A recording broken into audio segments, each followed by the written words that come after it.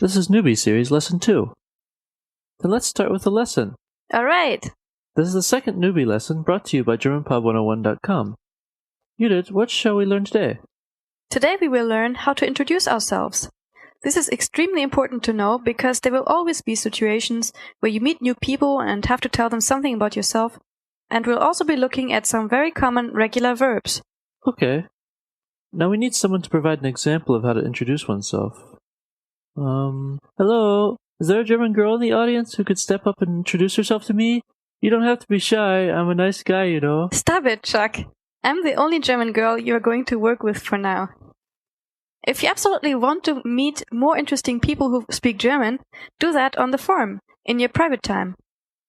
But we need somebody to introduce herself to give an example to the listeners. Hey, any cute girls out there?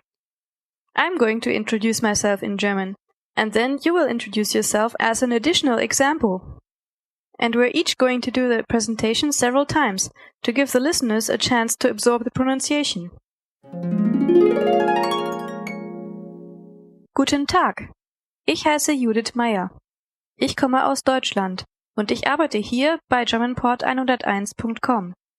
Guten Tag, ich heiße Chuck Smith. Ich komme nicht aus Deutschland, aber ich wohne in Deutschland. Ich arbeite auch bei GermanPod101.com. Now slowly. Guten Tag. Ich heiße Judith Meyer. Ich komme aus Deutschland und ich arbeite hier bei GermanPod101.com. Guten Tag, ich heiße Chuck Smith. Ich komme nicht aus Deutschland, aber ich wohne in Deutschland. Ich arbeite auch bei GermanPod101.com. Now Chuck will give us the translation. Guten Tag. Good day. Ich heiße Judith Meyer. I am called Judith Meyer, or more normally, my name is Judith Meyer. Ich komme aus Deutschland. I come from Germany. Und ich arbeite hier bei GermanPod101.com. And I work here at GermanPod101.com. Guten Tag. Good day. Ich heiße Chuck Smith. I am called Chuck Smith. Ich komme nicht aus Deutschland. I don't come from Germany, Aber ich wohne in Deutschland.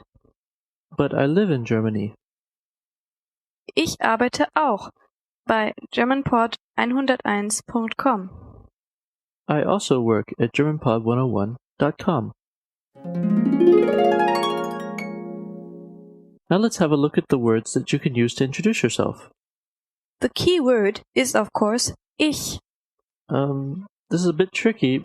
Be careful to pay attention to the end of it. Yes, the sound. The ich. Ich. This word means I. Ich is combined with various verbs to reveal information about yourself. For example, heißen. To be called. This is just one word in German. Convenient, isn't it? Must be that German engineering. Heißen. To be called. Ich heiße Judith. I am called Judith. Ich heiße Chuck. I am called Chuck, or my name is Chuck. Note that the dictionary form, the infinitive, ends in n, but that n is dropped when you use ich, I. All verbs you will meet today end in N. When you find them in the dictionary, just drop the N when they are used with the word I. So heißen is to be called, and ich heiße is I am called. The next useful verb is kommen. To come. Kommen. To come. Use this with the preposition aus. For example, Ich komme aus Harrisburg. I come from Harrisburg. Note again that it is ich komme and not ich kommen. The N is dropped. ich komme aus Deutschland. I come from Germany. Now, the next word is arbeiten. To work. So, ich arbeite is I work. It can also be I am working, because in German there is no difference. Arbeiten. To work. Arbeiten. To work. The next word is really easy. It is hier. Oh, that translates to here. As in, I'm right over here. Be careful and listen to the difference in pronunciation. Hier. Here. Hier. Here. The main difference is the R sound. Now we're going to learn another very useful verb. It's the verb wohnen. To live. As in, ich wohne in Berlin. I live in Berlin. Ich wohne in Kamp-Lintfort. I live in Kamp-Lintfort. Wohnen also drops the N when used with ich. Ich wohne. I live. Be careful that this word does not mean I live in the sense of I am alive. Rather, it means to live in the sense of I inhabit. I live in a place. Now you're going to have fun again. Here comes another word with the fun German ch sound. Nicht. That means not. Nicht. Not. This word is really useful because you just place it after a verb to make the sentence negative. Ich heiße Judith. I am called Judith. Ich heiße nicht Judith. I am not called Judith. Now, the last word for today is aber. Which means but. Chuck used this in the dialogue. He said, Ich komme nicht aus Deutschland, aber ich wohne in Deutschland. That is, I don't come from Germany, but I live in Germany. We could also say, Ich komme aus Amerika, aber ich wohne in Deutschland. Or you could say, Ich wohne in Kamp-Lintfort, aber ich arbeite in Berlin. Did you understand that one? Ich wohne in Kamp-Lintfort, aber ich arbeite in Berlin. I live in Kamp-Lintfort, but I work in Berlin. And that's quite a commute you got there. Yes, about 500 kilometers. Good thing I moved to Berlin. Now that's it for the vocabulary. Using this vocabulary, you can already say some basic things about yourself, and each lesson will help you express more in German.